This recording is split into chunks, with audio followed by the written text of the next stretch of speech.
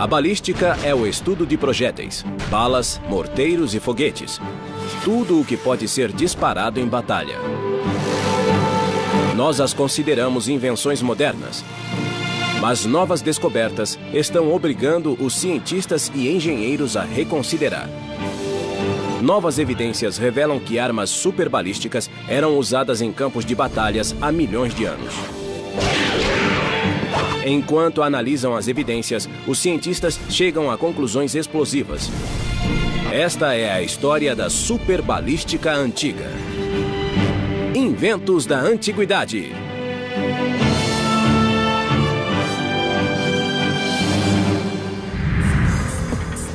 Os antigos criaram armas superbalísticas de grande poder.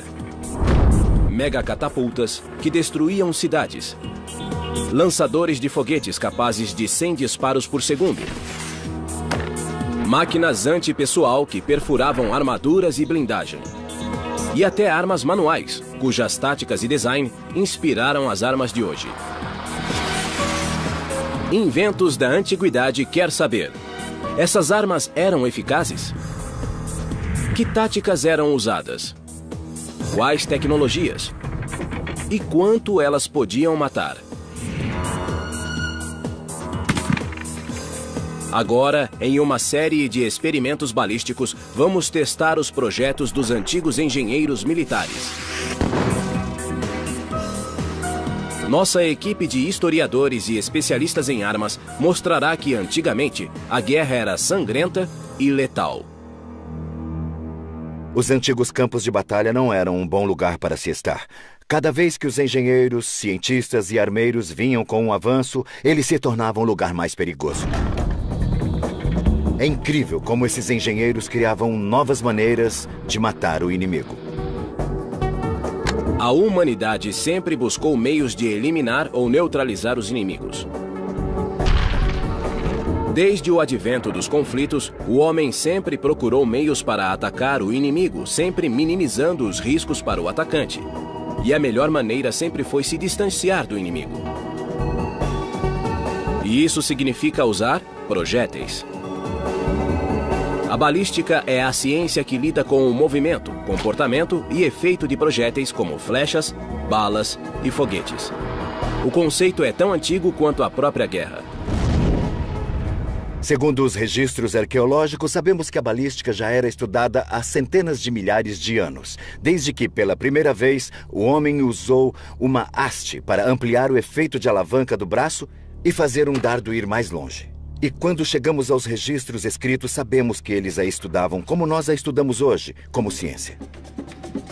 A busca pelas origens da ciência balística começa no leste, na antiga China. No século V d.C., há mais de 1500 anos, a China era a maior superpotência tecnológica do mundo antigo. Por mais de 2000 anos, os chineses estavam na vanguarda das descobertas científicas, com inventos que continuam a dar forma ao mundo moderno. E nenhuma outra teve mais impacto do que aqueles projetados para a guerra. Os pensadores militares chineses estavam mais preocupados com a guerra psicológica e com o uso dos avanços da tecnologia que a Revolução Industrial Chinesa havia fornecido a eles, para ter uma vantagem sobre o resto do mundo, sobre os povos que chamavam de bárbaros. Antigos textos militares contêm descrições de armas com a mesma capacidade destrutivas do que muitas armas atuais. Esta balestra tripla, criada na dinastia Song, era um dispositivo de 7,5 metros que usava 3 arcos para lhe dar potência para disparar projéteis com ponta de metal a até 1.600 metros. 1000 anos atrás, os chineses já criavam armas potencialmente fatais para o campo de batalha. Esta réplica de um antigo lança-chamas podia dispará-las a mais de 9 metros. Puxando uma alavanca, um líquido inflamável semelhante à gasolina ia para um tubo. Ao empurrá-la, o líquido era lançado contra o inimigo ardendo a 480 graus. Ele foi usado pela primeira vez em uma batalha naval no rio Yangtze pelas forças Tang contra a marinha do Imperador Song no ano de 975. Realmente, o lança-chamas provavelmente é uma das armas mais mortíferas e mais devastadoras, certamente de um ponto de vista psicológico, mas também do ponto de vista de lesões. Podemos imaginar os gritos das pessoas sendo queimadas e torradas pelas chamas. É realmente um equipamento muito devastador. Apesar de ser letal, tinha um alcance limitado. Foi só no século IX que os chineses descobriram aquilo que permitiu o desenvolvimento de armas de longo alcance. É a invenção chinesa que praticamente reescreveu a história da humanidade. A pólvora. Acredita-se que a pólvora tenha sido descoberta em meados dos anos 800. Antes era usada em fogos de artifício, mas os militares logo viram o seu potencial para a guerra. Foi o uso da pólvora como propelente de mísseis pelo campo de batalha que mudou a história da guerra e introduziu uma arma associada ao campo de batalha moderno: o foguete. Além dos chineses terem inventado a pólvora por volta do ano 1100, eles notaram que, variando as proporções dos ingredientes usados, podiam produzir uma pólvora para atender a necessidades específicas. E uma delas era a pólvora de queima lenta e uniforme, necessária para lançar foguetes. Mas ainda havia muito a fazer.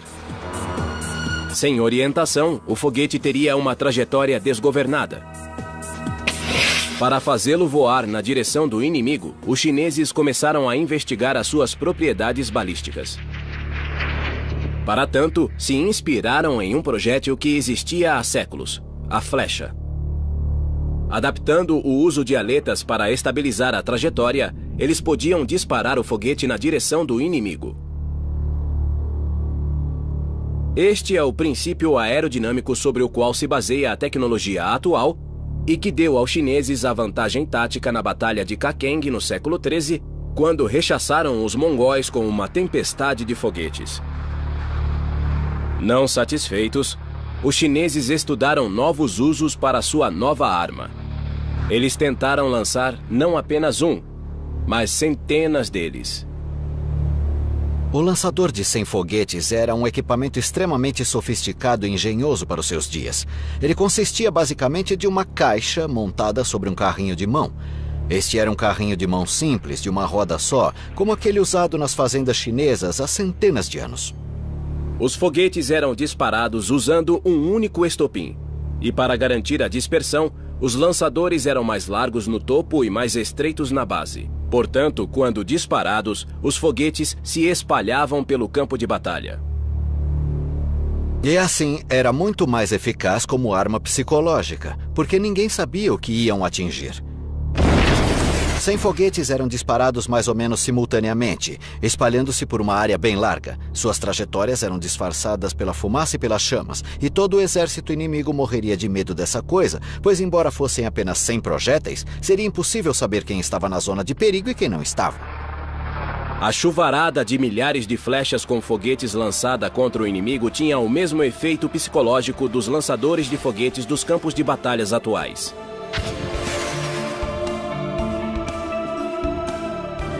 As armas inventadas na China logo inspiraram a criação de máquinas de guerra parecidas na Ásia e no Oriente Médio.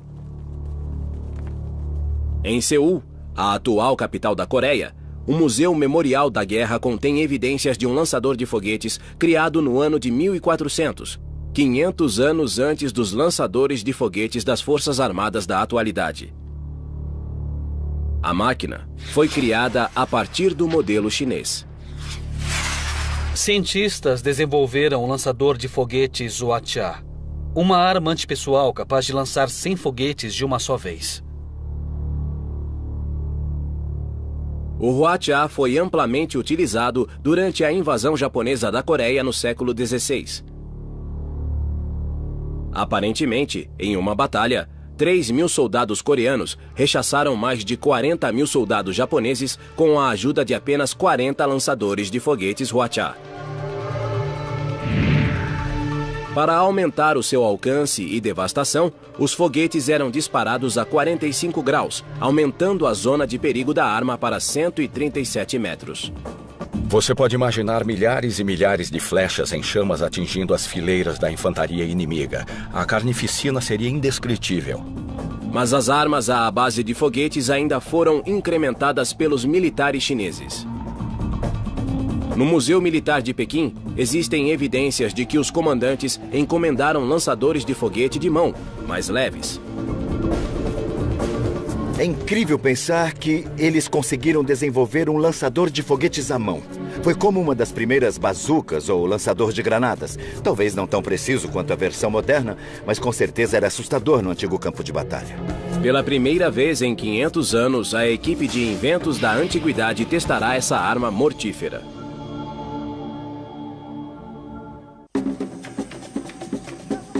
Os engenheiros da antiga China criaram uma série de projéteis balísticos que causavam terror nas linhas inimigas. Desde mísseis individuais ao equivalente aos lançadores de foguetes atuais, os campos de batalha chineses eram campos de extermínio tecnologicamente avançados.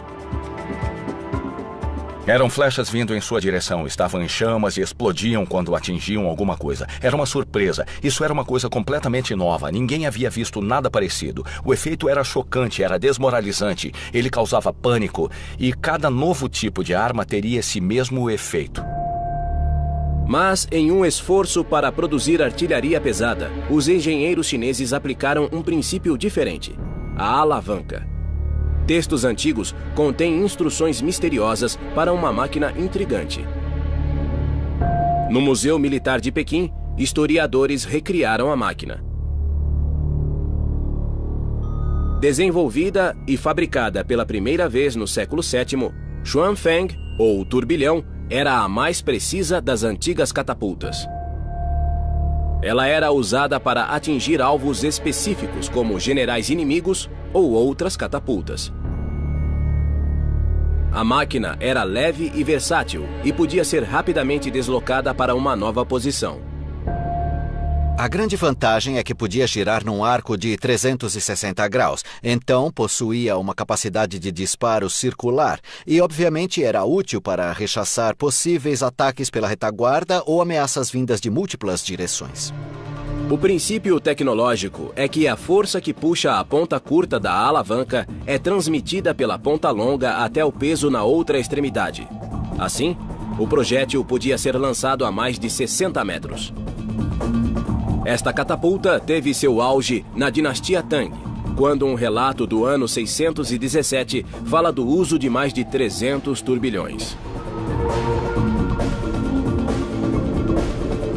Os chineses revolucionaram as máquinas superbalísticas leves, mas para investigar as máquinas pesadas, os cientistas precisam recorrer aos engenheiros do antigo Mediterrâneo. Para investigar essas armas, os cientistas estudam o conceito básico de funcionamento de todas as catapultas: a torção. As catapultas de torção utilizam uma corda feita de pele e tendões de animais. As fibras são elásticas. Ela se estica enquanto são enroladas em um núcleo, armazenando energia potencial. No Museu Militar Fort Nelson, na Inglaterra, historiadores recriaram a balista grega. A balista grega foi criada por volta de 400 a.C. e era colocada dentro de torres de cerco blindadas. À medida que são estendidas, as cordas ficam cada vez mais retorcidas em volta da verga de madeira. A enorme força armazenada nas fibras é controlada pelo sistema de catraca, que trava as barras a cada puxão. Totalmente estendida, a força armazenada nesta réplica pode lançar uma esfera de 200 quilos a mais de 180 metros. Se você puser 8 homens alinhados e cada um deles lançar uma esfera de pedra, você não teria o efeito multiplicado por 8. Só teria uma fileira de esferas de pedra uns poucos metros à sua frente. Se você enrolar uma dessas enormes molas de torção, toda a energia de 8 homens é então capturada na mola e você pode usá-la quando quiser. Mas foram os romanos que aperfeiçoaram a arte de fabricação das catapultas. Mais de 2000 anos atrás, os romanos eram a maior força de combate do mundo antigo. Seguindo uma política expansionista agressiva, os militares romanos varreram terras inimigas, deixando atrás de si uma trilha de terror e destruição. Roma era um estado altamente imperialista, muito agressivo. E um dos principais ideais do Estado romano era expandir suas fronteiras para proteger a própria Roma. E isso significava estabelecer fronteiras o mais longe possível da cidade. E quando o assunto era o desenvolvimento dessas armas de destruição, dinheiro não era problema. Os romanos gastavam o equivalente atual a bilhões de dólares em seu exército e em equipamento militar. Calcula-se que cerca de 50% da verba anual de Roma ia para o exército. E a peça central de sua artilharia era uma catapulta, o onagro. Descrito pela primeira vez no ano 359 por Amiano Marcelino, ele servia para derrubar muralhas e causar pânico nos inimigos. O onagro é uma versão mais simples comparada a outras máquinas usadas anteriormente, mas não menos eficaz. Ele se chama onagro ou jumento selvagem devido ao seu coice e pela força que produz. Sua genialidade estava na simplicidade do design. A balista grega tinha 2 dispositivos de torção em cada lado do duto de disparo. Mas ambas estavam sujeitas a falhar. E como o dispositivo de torção é a parte vital da catapulta, ambos os lados tinham de ser tracionados à perfeição. Eles faziam uma coisa bem esperta. Eles viravam um lado de uma catapulta de lado. Em outras palavras, a mola ficava na horizontal. Colocando metade de uma balista na lateral, era preciso construir, manter e defender apenas um dispositivo de torção, liberando assim recursos e homens para outras necessidades militares. O onagro se tornou a base da artilharia romana, como o canhão Howitzer é para os exércitos atuais. A primeira vez que qualquer uma dessas armas era vista por alguém que não estava habituado a elas, o seu impacto era incrivelmente devastador e desmoralizante. Essas armas, como os onagros, são o equivalente antigo dos mísseis balísticos. Isso significa que se pode travar a guerra a uma distância maior e com muito mais segurança.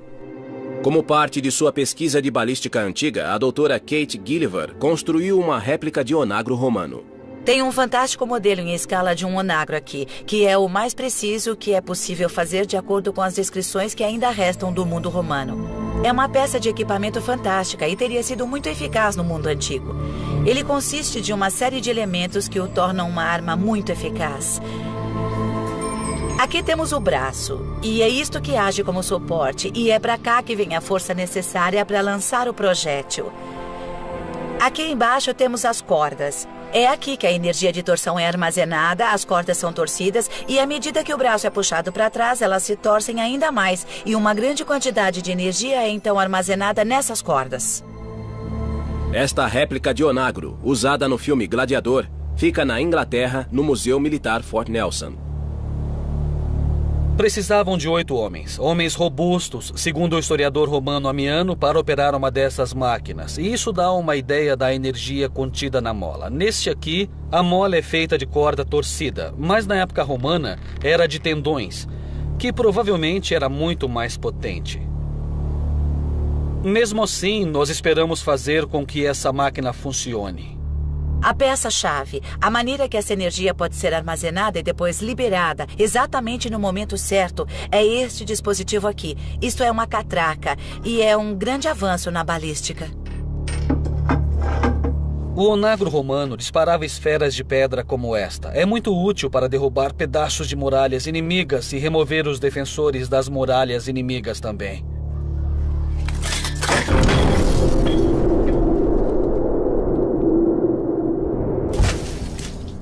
Com o colapso do Império Romano no Ocidente, o conhecimento dessas máquinas ficou perdido por séculos. Contudo, outro tipo de catapulta surgiu no Ocidente. Em vez de depender da energia armazenada da catapulta de torção, essa máquina usava a energia potencial da gravidade. Parem! Nossa equipe vai à Dinamarca, no norte da Europa, para testar a maior catapulta antiga da Terra.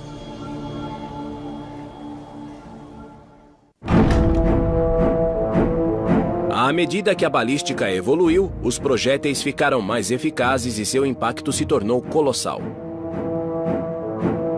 Muralhas cada vez mais grossas eram construídas para suportar os impactos. Na Idade Média, as muralhas chegavam a até 7 metros de espessura, mais largas do que 10 homens enfileirados. Para atacar o exército que fazia o cerco, era preciso desenvolver uma arma de assalto muito mais poderosa. Na China, foi criada uma máquina que se tornaria a força dominante nessa tecnologia durante centenas de anos. Por volta de 1500 anos atrás, mais ou menos, a partir dessa época, ele chegou até a Índia e ao Oriente Médio e finalmente chegou à Europa. Achamos que possivelmente por volta do ano 1000. E então espalhou-se rapidamente pela Europa e logo se tornou uma das principais armas das grandes guerras. O trabuco era capaz de lançar o equivalente a um carro por 500 metros. Era devastador. Na Dinamarca, o Dr. Peter Veming construiu uma réplica de um trabuco para pesquisar sua potência. Temos muitos dados sobre essas máquinas, então o seu funcionamento está muito bem documentado. O trabuco está no litoral da ilha Falster, onde arqueólogos construíram uma réplica de uma cidade medieval completa com uma pousada e um porto. Contudo, nas margens do rio, existe algo que qualquer general ou capitão da artilharia reconheceria 1000 anos atrás. Uma catapulta de 15 metros de altura. Um trabuco. O trabuco é um avanço nas catapultas de torção porque o seu alcance é muito maior. Isto aqui tem muito mais potência e existem muito mais detalhes que podem ser ajustados para você conseguir exatamente o disparo que quer. A caixa contendo 1.800 quilos de pedras é presa a uma ponta de um contrapeso. Homens giram as rodas que enrolam a corda em uma barra. E isso faz descer um enorme braço de lançamento. Parem! O projétil de 18 quilos é carregado em uma funda que fica em um canal. A energia potencial armazenada no sistema é de 3.000 quilojoules. A máquina está pronta para disparar. Peter vai testar a precisão e a potência da máquina e, para isso, colocou um alvo no rio. Ele vai usar um radar de mão para medir a velocidade da esfera ao sair da funda.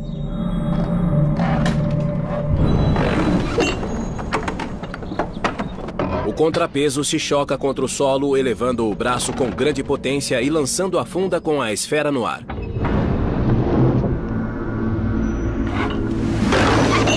A máquina tem uma precisão de 90 centímetros. Mas e sua velocidade? 68, é veloz.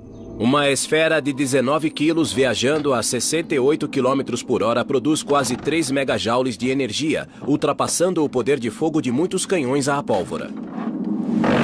Ela usa o princípio de uma funda simples. É uma tecnologia bem simples, mas bem precisa e exata.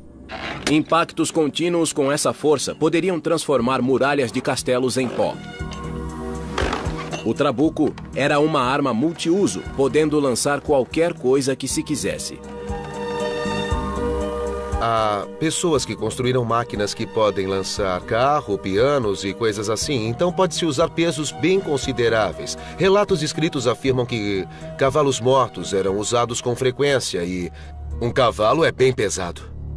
Embora as muralhas dos castelos fossem feitas de pedra, outras construções e também as casas dentro deles eram feitas de madeira, por ser um recurso muito mais barato e de fácil acesso. Mas também eram muito mais vulneráveis a ataques pelo fogo. Se o inimigo conseguisse passar as muralhas de pedra e incendiar a parte interna do castelo, a perda de vidas e capacidade de defesa seria enorme. O fogo é devastador. Se atingir madeira ou pessoas, é uma arma terrível. E havia um projétil balístico para isso. E ele era lançado com o trabuco.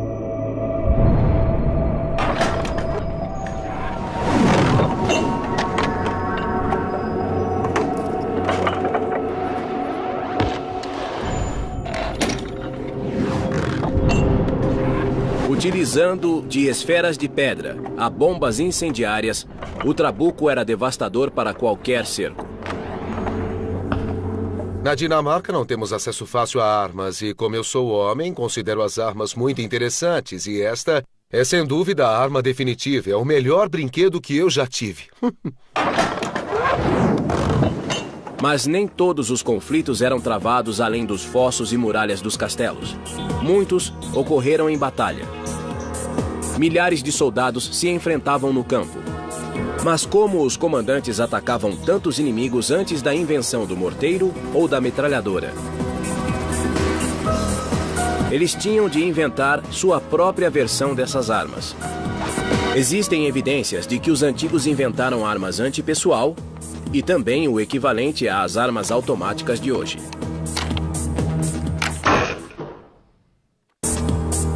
Cientistas do mundo antigo criaram uma série de armas devastadoras. Desde os projéteis de longo alcance dos chineses e coreanos, às máquinas anti-cerco dos romanos, dos gregos e dos cruzados. À medida que a tecnologia balística se desenvolveu, o alcance e peso dos projéteis aumentou. Mas a guerra balística tem um terceiro elemento vital: o índice de disparos. Esta metralhadora moderna é capaz de fazer 12 disparos por segundo. As armas automáticas, usadas pelos exércitos modernos, usam a energia do recuo de cada disparo para recarregar a câmara e fazer outro disparo. Mas até mesmo antes do advento dos explosivos, os comandantes militares exigiam que seus engenheiros e cientistas melhorassem o índice de disparos de suas máquinas. E a maneira mais simples de melhorar esse índice era usando o soldado. O índice de disparo de um simples arco e flecha pode ser aumentado apenas com treino. Os arcos são feitos de vários materiais, como chifres e tendões de animais em camadas, formando um laminado. Portanto, quando o arco se enverga, a energia é armazenada e ele não se parte. Nas mãos certas, até essa tecnologia simples pode produzir fogo rápido. Os hunos controlavam um império que partiu da Ásia Central no século IV e varreu toda a Europa. Os conquistados se surpreendiam com a velocidade dos hunos.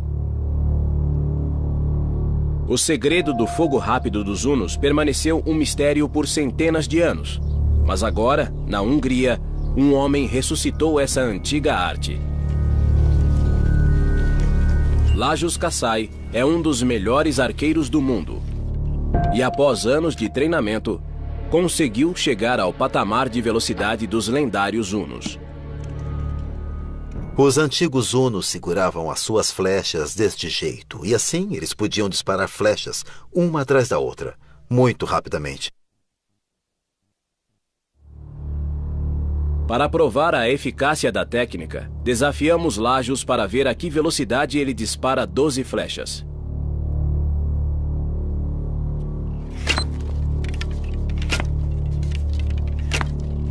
Lajos consegue atingir todos os alvos móveis.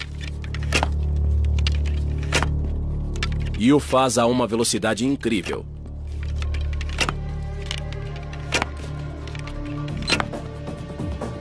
"12 flechas em apenas 17 segundos. Mas os hunos tinham outro recurso importante: o cavalo. Eles eram cavaleiros e usavam a sua grande habilidade para executar ataques e manobras velocíssimas.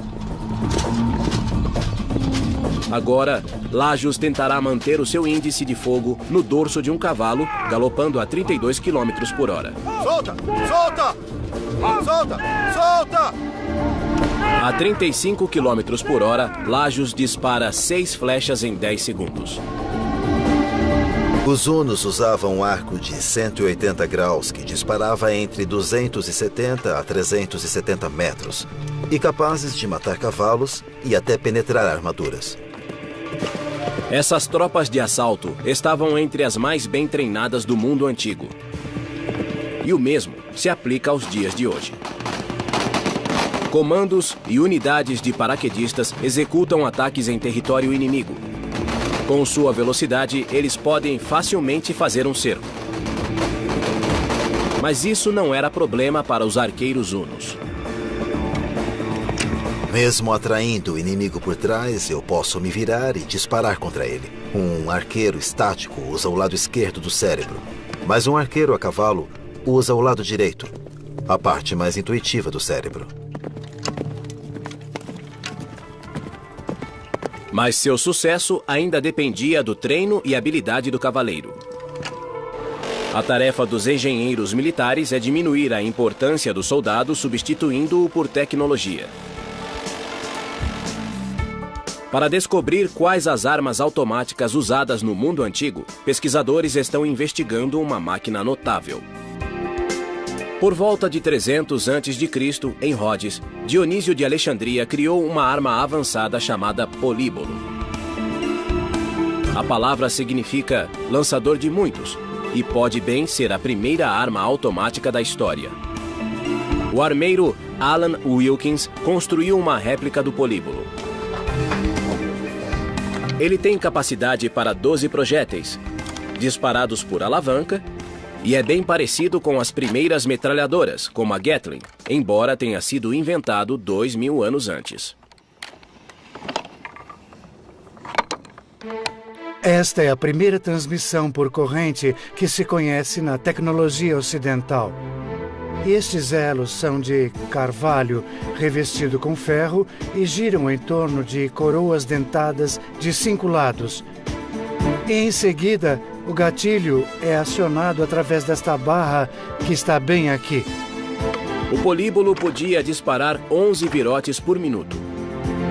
Os virotes são projéteis com pontas de aço e são automaticamente carregados usando um dispositivo giratório. Por centenas de anos, o objetivo da pesquisa balística e do desenvolvimento tecnológico militar era a eliminação do inimigo.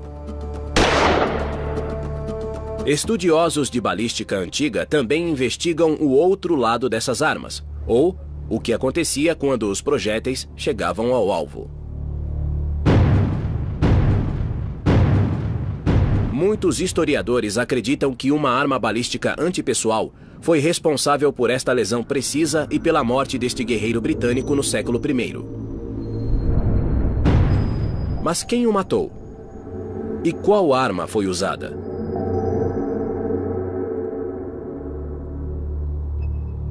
Encontramos o crânio no Museu de Dorset, no sul da Inglaterra.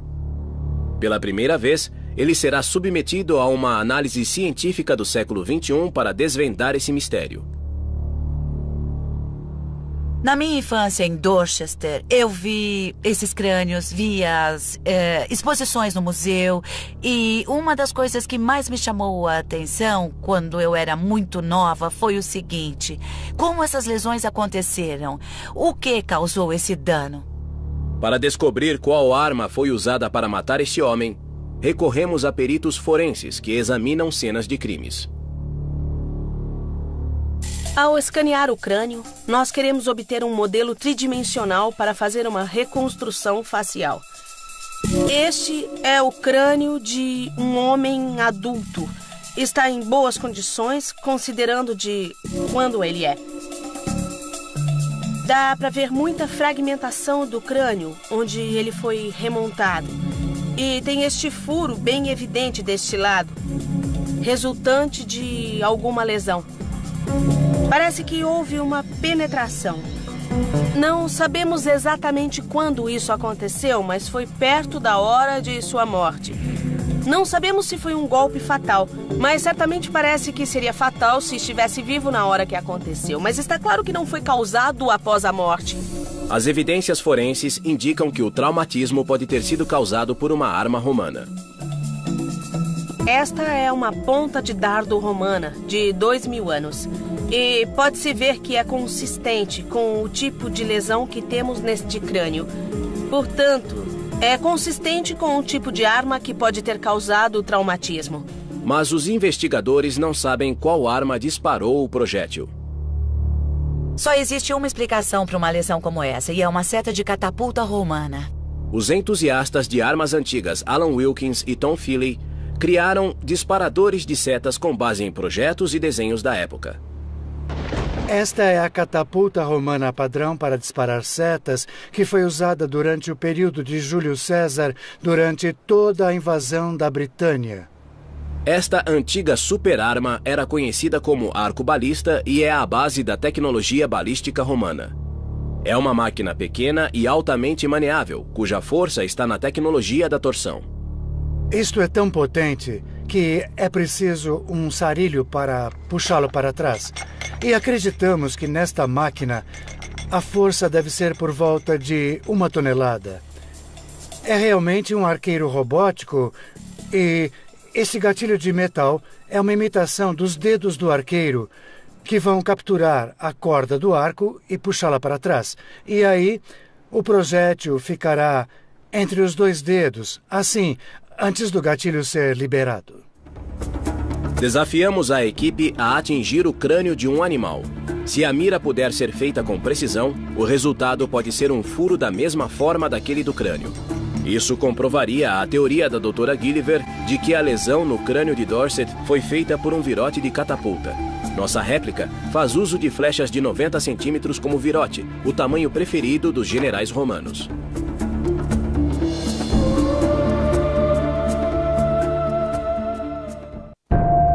Cientistas estão tentando solucionar um enigma de 2000 anos. A análise deste crânio antigo revelou uma lesão misteriosa e fatal. Acredita-se que seja um guerreiro britânico, possivelmente morto durante o cerco romano ao Castelo Maiden, em Dorset, na Inglaterra, no século I. A investigação é para descobrir qual foi a arma utilizada. Nossa equipe de especialistas está para testar o suspeito mais provável, uma arcobalista romana. Será que suas setas causarão uma lesão idêntica neste crânio de animal?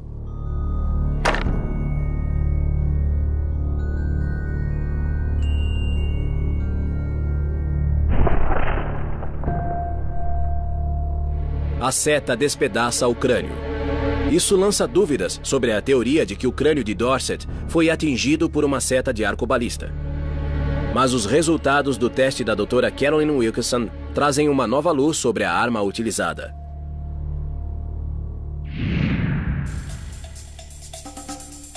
A análise mostra que o ferimento de entrada está em ângulo. A seta da catapulta precisaria ter entrado na cabeça do homem por baixo. Mas a trajetória de uma seta de arcobalista não se encaixa. Ao voar pelo ar, ela desceria sobre a vítima, não subiria. Portanto, a arcobalista vai para o fim da lista de suspeitos. Uma arma padrão da infantaria romana era o pilo, um tipo de dardo pesado. Esta é uma arma de curtíssimo alcance, usada contra oponentes com armadura, porque esse pilo pesa 3,5 kg. Portanto, ela penetraria a armadura e era lançada deste jeito, a cerca de 5 metros, penetrando o inimigo. O pilo será testado. Se o furo no crânio foi provocado por um pilo, a equipe estará mais perto de descobrir o que matou o dono do crânio.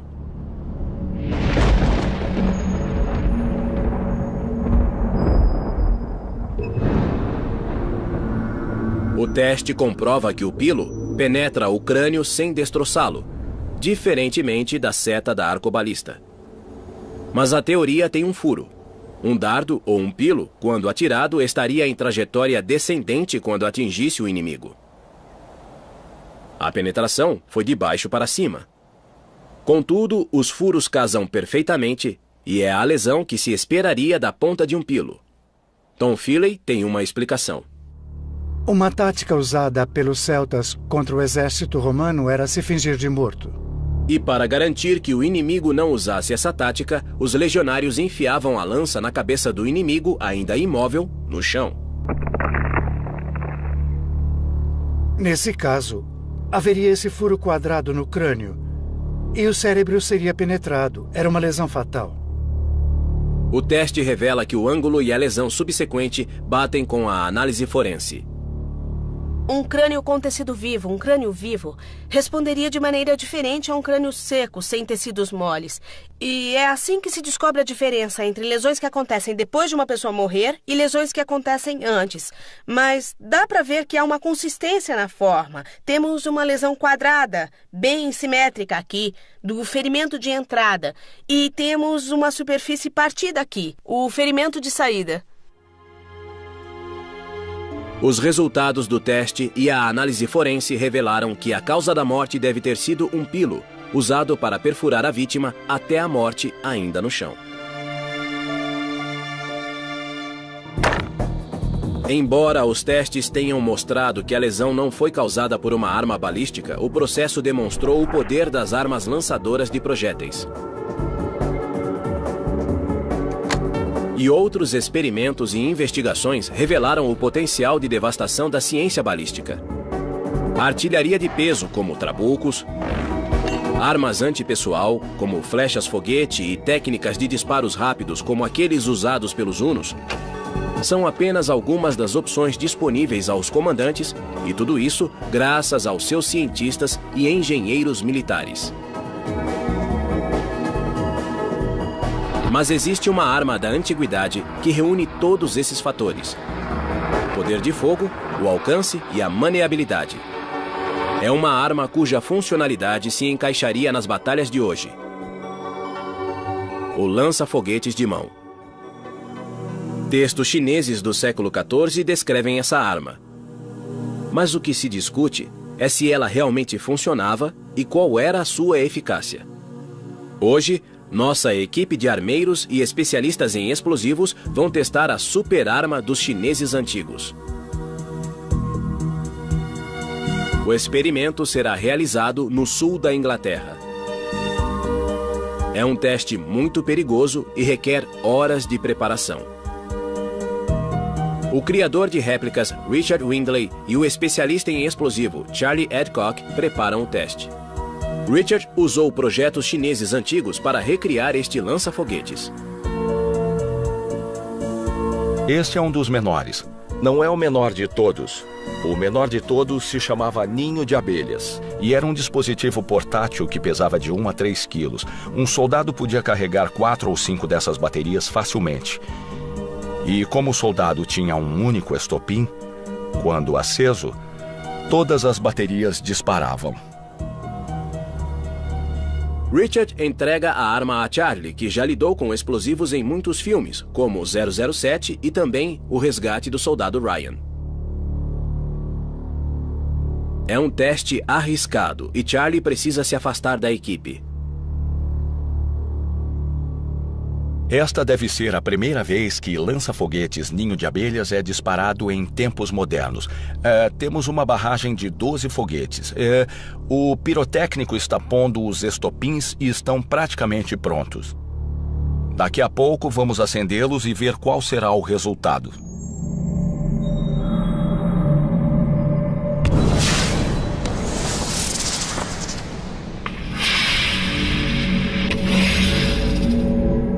Filmamos em super câmera lenta, a 10.000 quadros por segundo, 2.000 vezes mais devagar que o normal. Após a ignição, os foguetes partem do lançador em uma devastadora bateria de fogo. Em menos de 1 segundo, todos os 4 foguetes se dispersam percorrendo até 150 metros.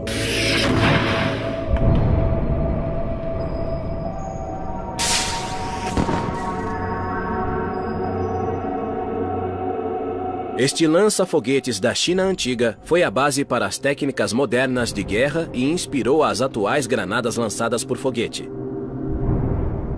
É incrível pensar que os antigos criaram armas superbalísticas cujos princípios usamos até hoje.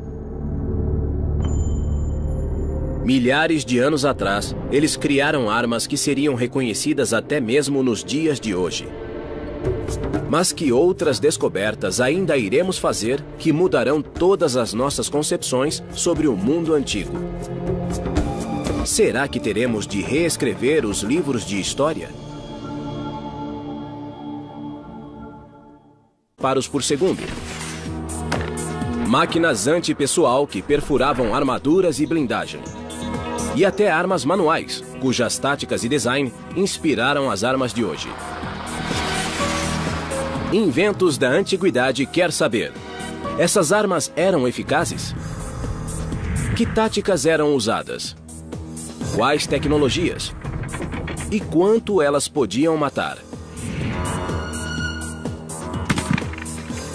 Agora, em uma série de experimentos balísticos, vamos testar os projetos dos antigos engenheiros militares. Nossa equipe de historiadores e especialistas em armas mostrará que, antigamente, a guerra era sangrenta e letal. Os antigos campos de batalha não eram um bom lugar para se estar. Cada vez que os engenheiros, cientistas e armeiros vinham com um avanço, eles se tornavam do mundo sobre os povos que chamavam de bárbaros. Antigos textos militares contêm descrições de armas com a mesma capacidade destrutivas do que muitas armas atuais. Esta balestra tripla, criada na dinastia Song, era um dispositivo de 7,5 metros que usava 3 arcos para lhe dar potência para disparar projéteis com ponta de metal a até 1.600 metros. 1000 anos atrás, os chineses já criavam armas potencialmente fatais para o campo de batalha. Esta réplica de um antigo lança-chamas podia dispará-las a mais de 9 metros. Puxando uma alavanca, um líquido inflamável semelhante à gasolina ia para um tubo. Ao empurrá-la, o líquido era lançado contra o inimigo ardendo a 408 e fazer um dardo ir mais longe. E quando chegamos aos registros escritos, sabemos que eles a estudavam como nós a estudamos hoje, como ciência. A busca pelas origens da ciência balística começa no leste, na antiga China. No século V d.C., há mais de 1500 anos, a China era a maior superpotência tecnológica do mundo antigo. Por mais de 2000 anos, os chineses estavam na vanguarda das descobertas científicas, com inventos que continuam a dar forma ao mundo moderno. E nenhuma outra teve mais impacto do que aqueles projetados para a guerra. Os pensadores militares chineses estavam mais preocupados com a guerra psicológica e com o uso dos avanços da tecnologia que a Revolução Industrial Chinesa havia fornecido a eles, para ter uma vantagem sobre o resto. Um lugar mais perigoso. É incrível como esses engenheiros criavam novas maneiras de matar o inimigo.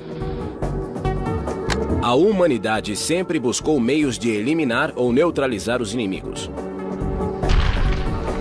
Desde o advento dos conflitos, o homem sempre procurou meios para atacar o inimigo, sempre minimizando os riscos para o atacante. E a melhor maneira sempre foi se distanciar do inimigo. E isso significa usar projéteis. A balística é a ciência que lida com o movimento, comportamento e efeito de projéteis como flechas, balas e foguetes. O conceito é tão antigo quanto a própria guerra. Segundo os registros arqueológicos, sabemos que a balística já era estudada há centenas de milhares de anos, desde que, pela primeira vez, o homem usou uma haste para ampliar o efeito de alavanca do braço. A balística é o estudo de projéteis, balas, morteiros e foguetes. Tudo o que pode ser disparado em batalha. Nós as consideramos invenções modernas. Mas novas descobertas estão obrigando os cientistas e engenheiros a reconsiderar. Novas evidências revelam que armas superbalísticas eram usadas em campos de batalhas há milhões de anos. Enquanto analisam as evidências, os cientistas chegam a conclusões explosivas. Esta é a história da superbalística antiga. Inventos da Antiguidade.